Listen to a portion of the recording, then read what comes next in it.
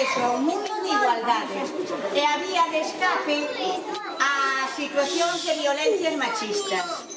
Entre todos e todas, agora imos construir unha gran chave que será a que abra a porta á igualdade e que peche a porta á violencia.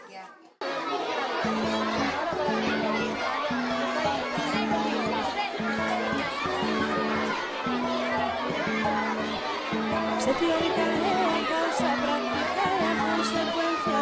Se teórica é a causa, práctica é a consecuencia. Non quero asumir ausencias, non chora para partir.